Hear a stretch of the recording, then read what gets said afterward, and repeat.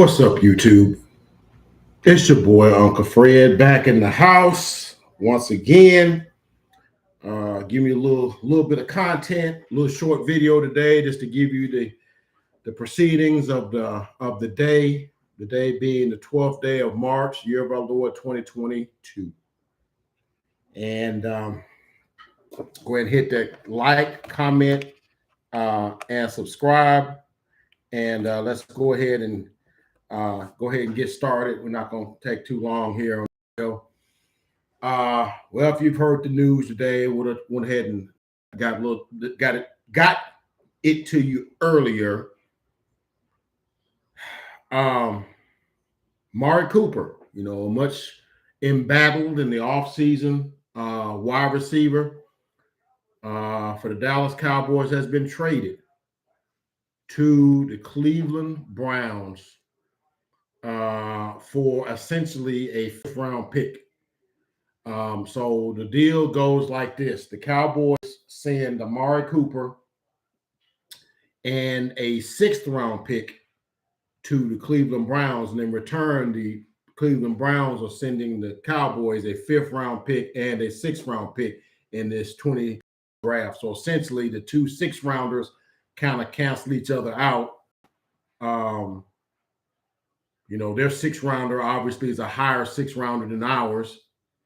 So, and I think they went 8-9. We went 12-5. I think there should be like 10, 11, 12, somewhere in there.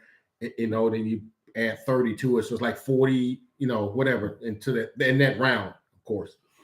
So it's going to be probably 8, 9 picks ahead of our normal pick. So in the fifth round, rather, and in the sixth round. So whatever. So all right. So Amari Cooper, acquired Amari Cooper.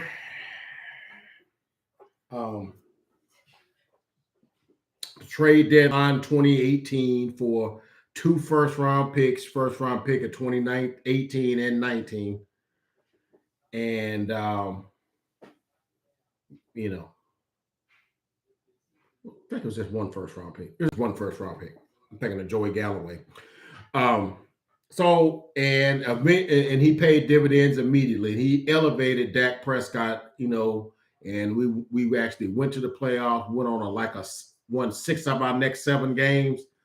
I remember the first game he played, he caught a touchdown pass playing the Tennessee Titans at Jerry World, but they lost that game. I think it was like 28-14 or something like that. And I was disgusted with them, but he hadn't even practiced or anything. And then he after that he kind of got in with Dak, and they had a good rapport. And they ended up winning 6 of their next 7 games and went 10-6, won the division, and after won a playoff game against the Seattle Seahawks, 24-22, and went on to play the Los Angeles Rams out in SoFi.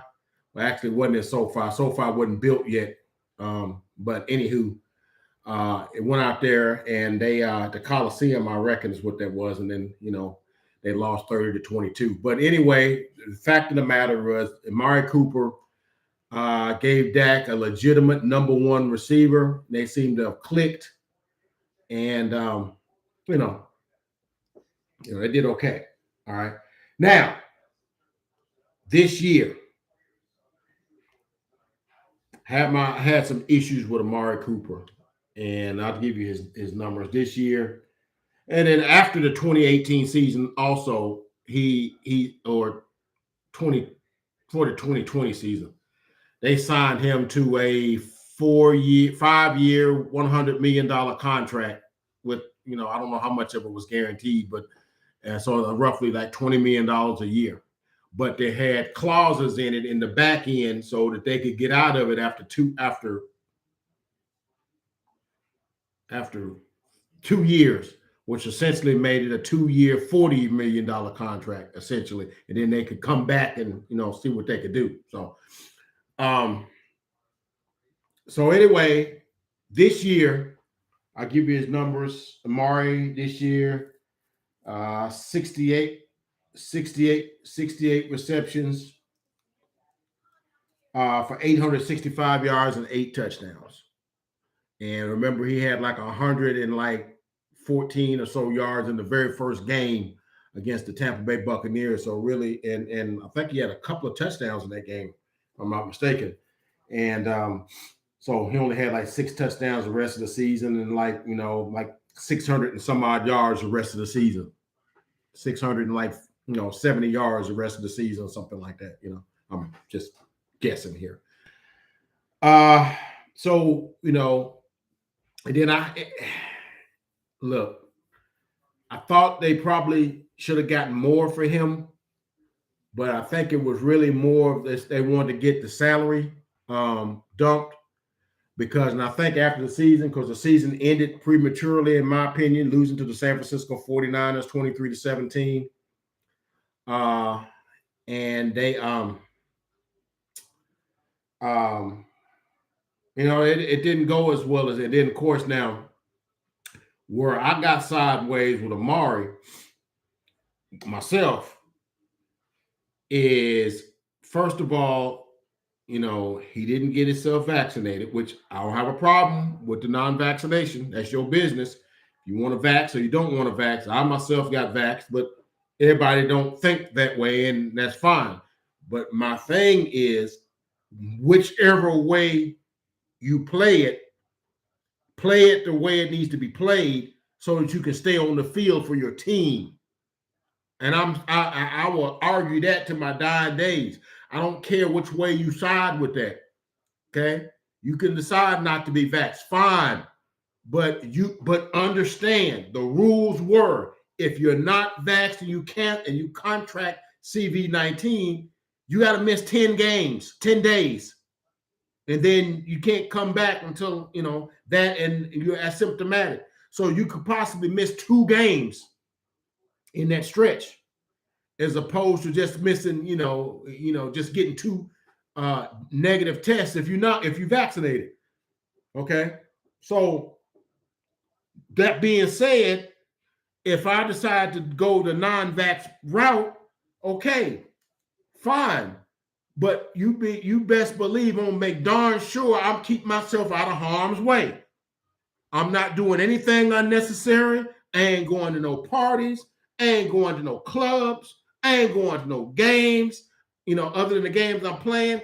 And I'm taking every precaution known to man. Okay, so that I'm not leaving my brothers hanging. So we get down to the Kansas City game. That was a game we needed to have too. And at Friday, right before that, he comes up positive. And of course, he has to miss that game, which we didn't know at the time that he wasn't, because he don't broadcast all that stuff. He found out he was not. But he had to miss that game, which also meant he also had to miss the following game, which was on Thanksgiving, which there was 2 games within like 5 days of each other. That Sunday night game and then Thursday. They played on Thanksgiving. He missed both of those games. Okay. And he caught a break because they had like a 10-day or a week off of that game, and they came back on a week after Thanksgiving and played the New Orleans Saints. And he wasn't right in that game. I think he played like 10 plays, and he was weak, and his wind wasn't there and whatnot, because we know that stuff affects different people differently. And he wasn't himself. And it wasn't until he got back, I think, playing the Washington football team. I think he scored a touchdown in that game. That he was back to where he should have been. So essentially, he missed almost 3 games. We lost 2 of those games. All right. So essentially, I don't want to put all that on him, but dude, you missed 2 of those games because you made a decision and you got yourself caught up, and you cost your team 2 games. We could have possibly won both of those games, and Amari played because we didn't know in the Kansas City game that CeeDee Lamb was going to go down and hit his head and miss the rest of that game. So really, the rest of that game, we're going with Michael Gallup, who just got back, and Cedric Wilson and Noah Brown. Okay, those are our receivers. Okay. Now if you had not ever, whatever, had got caught up, you would have been there. We probably still win that game. Okay. And then certainly we would have won on Thanksgiving, because CeeDee Lamb didn't play in that game either. So we went with the same receivers. We went with Michael Gallup. We went with Cedric Wilson and Noah Brown, the 2 number 3 receivers, and a guy that really plays only on like certain downs. Those were our receivers. You put us in the lurch. And then later in the season, you see him at Mavericks games. And I'm like, wow. And we in the playoff hunt. This is like the second to the last game of the season and whatnot. We fighting for playoff positioning, and we trying to, make sure. And you fool around. What if you would have contacted again, and you had to miss 2-3 more games? When you got a game every week now. And I just thought that he was just too blasé about that. I'm like, dude, you not realize what you're doing to the team? And I don't think the front office was liking that too much, because like, So I had my issues with him. Like I said, I don't have a problem with you not being vaxxed. You could be vaxxed or could not be. I don't have a problem with that. But understand what the rules are for each and abide by those. So that's all I'm saying, man. So Amari Cooper, his Dallas tenure, give you his numbers. 4 years with Dallas, he has 292 catches for 3,893 yards and 27 touchdowns. In that 4-year span, the 292 catches is 7th in the NFL of all receivers over that same 4-year span. His 3,893 yards is 9th. His 27 touchdowns is 9th. Okay. All right. So, what do I think about the trade in and of itself? Well, the reason being is that here, I really believe that, and I've been hearing, I know it was been like a smear campaign on Amari. I like Amari. He's a roll tider, and I remember him at Alabama. Dude, you could not stay in front of that dude. Amari Cooper is an immense talent, so I'm not, I'm not knocking him, his talent at all. I think he's I hate we had to lose him. But I did know, but he had to know that coming into year 4, I guess. Yeah. 18, 19, 20. Yeah, year 4. And the year 3 of his his pay, whatever, and putting up 68 catches for 865 yards and 8 touchdowns, that they was going to come see him, because they put a clause in the back end of that contract where they could come back and visit that, as I said before. So they knew that was going to happen. So he should have known that was going to happen. So it'd been up to him and his representation to decide what they want to do, because you knew they was going to come in and say, look, man, we, and this is the thing, and I talk to people all the time, and I know there's a lot of people that like say, well, man, I wouldn't be giving them no break. Jerry ain't getting no breaks. He's still buying yachts. That's not the point.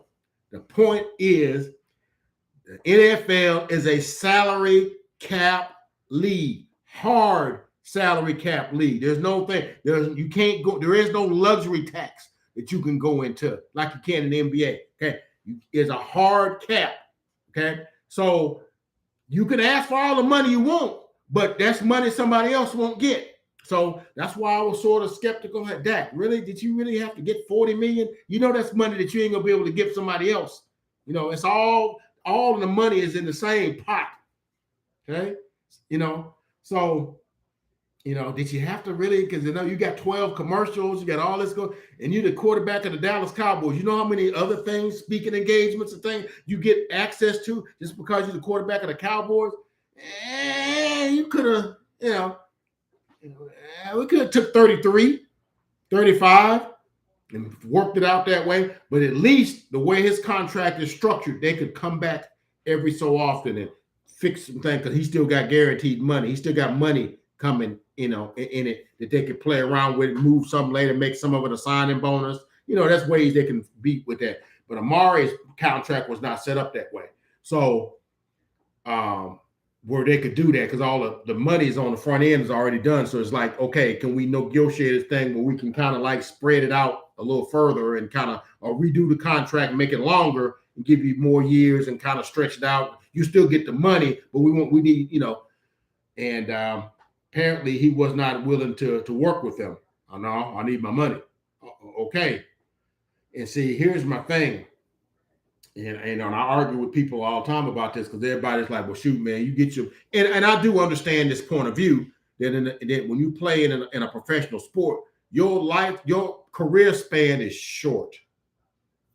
Most NFL careers is like 3.5 years.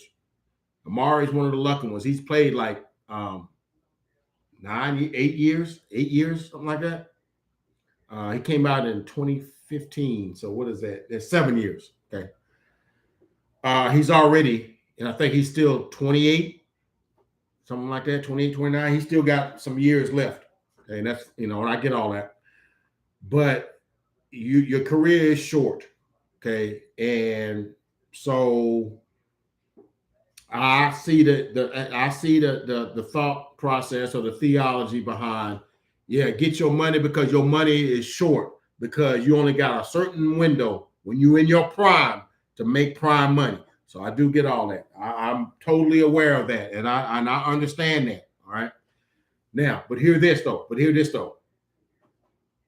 And I argue, and I'm talking about argue with a lot of young people. And I hate to keep pulling the age card, but that card wins every time, in my opinion. But sometimes I argue with young people. Sometimes folk, they think that the dollar amount is the big thing. And I tell people all the time, money ain't everything. And I'm going to tell you what I mean by that. Amari Cooper was playing for a team he liked playing for.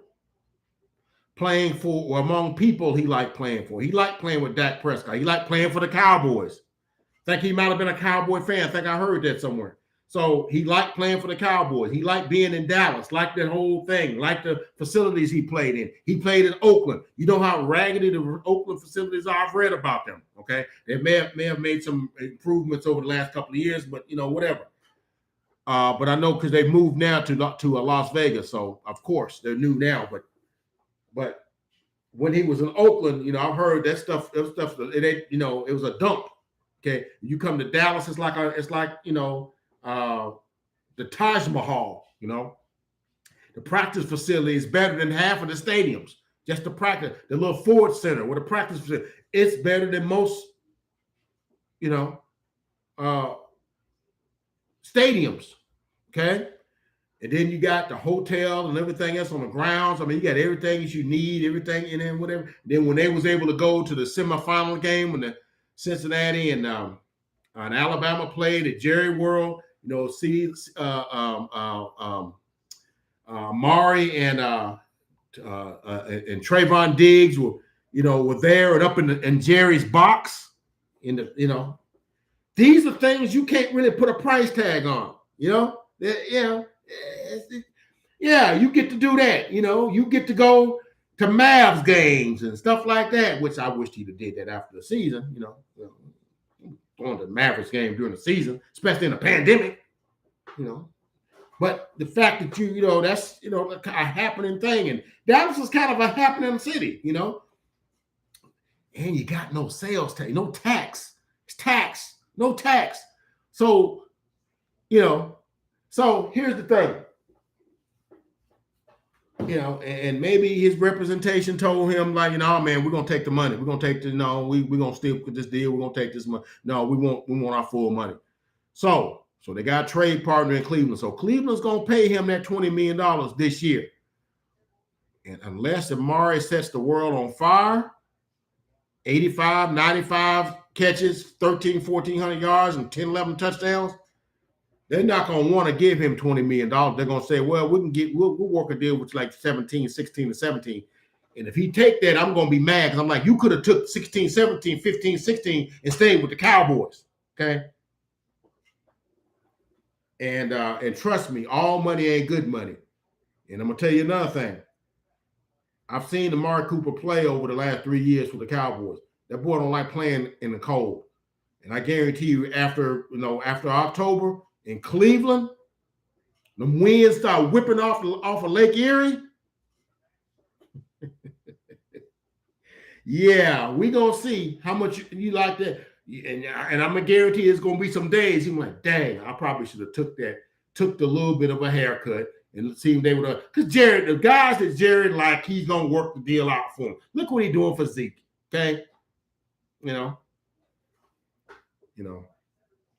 So we'll see, man. I don't know how that's gonna. I mean, because I mean, and then you playing with Baker Mayfield, but shoot, the last I heard, the Tampa Bay Buccaneers are looking at Baker Mayfield. They're doing their due diligence. They don't have a quarterback. They're not going to camp with Kyle Trask. They're gonna need a quarterback. So. And then they've offered Jarvis Landry an opportunity to go seek his own trade. So he's possibly not coming back. Now, I will tell you this, the 68 for 865 and 8 would have been far away the most productive receiver on Cleveland's roster. They didn't have a single receiver other than Jarvis Landry with more than 35 catches. So they got some guys. What's it? Donovan Peoples-Jones, and they got a couple of guys. Rashard Higgins. They got a couple guys. So I mean, we'll see what they do. They still got Njoku and Austin Hooper. They got a couple guys. But make no mistake about it. Amari, they're banking on Amari being their number one. They're the ace, the big joker, the big kahuna. They're expecting that. And that $20 million that they're going to give him this year, that's what they're expecting. So they're not going to be no, hey, I gotta sit down for, when it's cold like he did for us when he was playing the Jets back in 19. And then we was playing New England, played like 5 plays and checked out against New England. And then we playing Philadelphia late in the game that decided the division. The game, deciding play. They didn't even have him on the field. He's like, I'm good over here on the sideline. Ain't gonna be none of that. Because a lot of stuff that the Cowboys put up with him that other teams, when they look at the money they shut out, they're not putting up with that. And I guarantee you, he's gonna look back sometimes this season and like, man, I wish I'd have took that money, because I'm gonna tell you something. $20 million in Cleveland when you got tax is about the same as like $16 million in Dallas when there's no tax.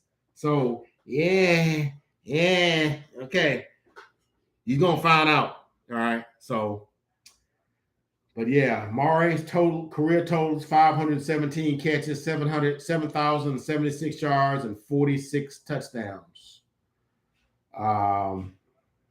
So anywho, now I know a lot of people look at this deal and like, well, I told y'all we shouldn't have paid Dak, but no, Dak's contract ain't never going to be a problem until about year 3, okay? And we just in the first year of that, until all that time, they can always go in, and because it's only a 4-year contract, okay? So remember that, it's only 4 years. So they can always go in and do some things, stretch some things out, do some things, and move some money around. Those contracts have clauses in it for that don't even have to ask him. They just go do it. But as long as it's the same when they go cash him or when they get his direct deposit, he's fine. Those contracts are set up that way. Now, some folks will also say, well, why didn't they just cut Zeke? Well, because Zeke's contract was signed prior to the 2019 season, okay? And his 6-year, $90 million contract, if they was to cut him right now, I don't know how the theology, but why this is, but they would have about $30 million in dead cap money. So that's why they're not cutting him now. Now, after this year, oh yeah, it's going to be a revisited. Oh, I guarantee you that. It's going to be a revisited. And if Zeke plays the same game that Amari plays, he'll be gone too. Much as Jerry likes him, he's like, look, man, I ain't wrecking my cap. Okay. And you got a lot of money. And see, that's the thing that bothers me about Amari. Amari, no, he didn't do $20 million worth of production this year. All right. He knows that. All right. And because, those 2 years he made, he was among the top 2 or 3 top paid receivers in the game. All right. You're looking at Cooper Kupp. You're looking at Devontae Adams and all these guys. He's not in the same league with them. All right. DeAndre Hopkins, not in the same league with them dudes. He's a good receiver. Don't get me wrong. I love it. But he knows, like, oh, yeah, I am kind of, and I do got it kind of good here. And he should have been looking at it that way when it came to him. Like, look, man, we'd love to keep you, but come on, let's work together here. We like for you to end your career here. We'll work it out. Now I gotta have all my money. And then all those people that say get your money are probably with him. But they're not gonna be going over the middle against Pittsburgh in December and it's -5 degrees. Okay. That's not gonna be those people. So we're gonna see. And the people that need to be on the watch out because this is like a cautionary tale to some other guys. Now, I think AMARI is going to count 22 point something million against their cap this year. They save about 19 million on the cap. And then people that need to watch out, Tank Lawrence, they've talked to him the same way. But look, dude, let's work a deal. Since you got this deal, you got about like 5 sacks, missed a bunch of games. We really have not gotten $40 million worth of work out of you since you got the job, since you got the pay raise. Work with us here. And see, they'll probably give him a little more leeway. It's like they give him Zeke and Dak a little more leeway because they actually drafted those guys. And Jerry kind of feels a certain way about people he actually drafted. It's like his kids. He looks at that like way. And Tank Lawrence, he drafted. Zeke, he drafted. Dak, he drafted. Okay. Zach Martin, he drafted. Tyron Smith, he drafted. Van Der Esch, he drafted. Drafted all these guys. Okay. AMARI was a free agent pickup. Okay. So, and then Lyle Collins. Now, this is one that I remember I've told you, I make no secrets about it. I'm not a big Lyle Collins fan because I think Lyle Collins is not the most professional. I don't think it's another guy that don't realize how good he's got it. And I think guys that don't realize how good they got it sometimes take liberties that they shouldn't take.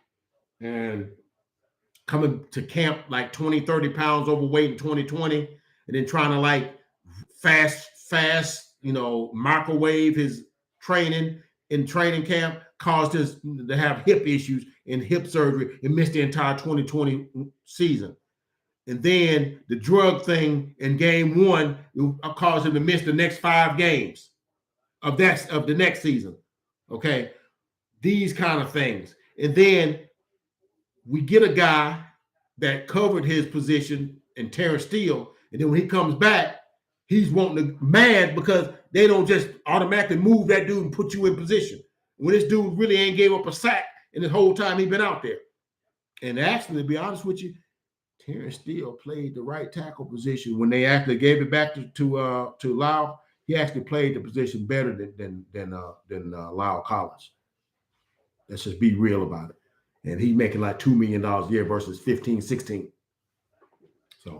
So yeah, and like I said, I just think Lyle Collins is just, he one of them dudes. You 28 years old. It's like things in his bills, certain things that he don't pay, he hasn't paid. They're just silly things that you think somebody that age should be mature enough to be. And that's like, you really want to invest that kind of money in people like that. And like I said, the guys that Jerry chose to pay big money to, Amari Cooper notwithstanding, are guys. It's like, dude, you really want to put your on those guys? And I'm talking about Tank Lawrence. I'm talking about Zeke Elliott. I'm talking about Jalen Smith, who they've not gotten rid of. Guys that don't take their stuff seriously. And those are guys Jerry paid. But he made that he made that tote the line, before he got his money. So that's, whatever. So we'll see what happens. Now, hopefully, if they get Tank to do what he needs, because see, they got to create some money because they got to sign Randy Gregory. That's the thing. We got to sign Randy Gregory. And come H, Randy Gregory got to be signed. You cannot let Randy Gregory walk. We have invested too much time in it. This dude was drafted in 2015, and he's had drug issue after drug issue. He fought, and battled his way back. And now he's gonna get his payday. Now I hope he understands too that a lot of teams wouldn't have been as patient with him as the Cowboys were. He got drafted in 2015. That's 7 years ago. He got drafted the same year AMARI did. Okay. And really his first full or almost full year was like last year, the past year. And the Cowboys just hung in there with him. All right, man, we'll stick with you. A lot of teams, if that was the Patriots, they'd have cut his butt. And we know that. So I'm hoping he's looking at that like, okay, they did kind of like, because also Bobby Wagner is on the horizon.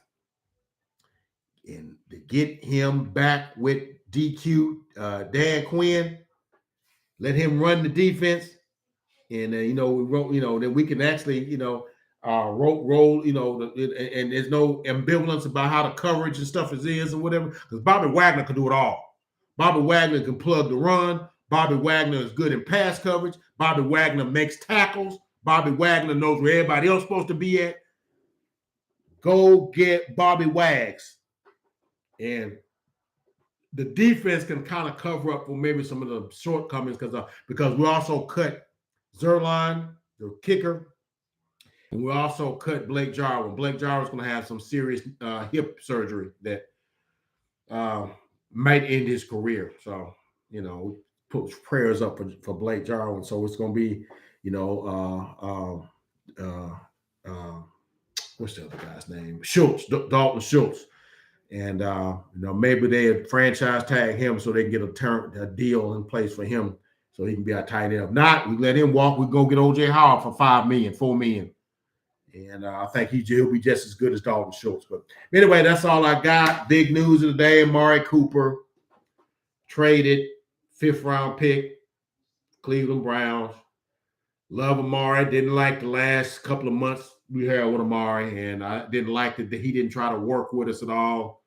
And I hope you love it in Cleveland. But I'll get with you around like December 15th and see how you making it up there in the Northeast. We'll see how you like that, but we'll see how it is. But anyway, that's all I got from the desk, Uncle Fred. Please like, comment, and subscribe. Become a part of Uncle Fred's sports experience. I guarantee you will not be disappointed. That's all I got. You guys take care. I'll catch you guys on the next video.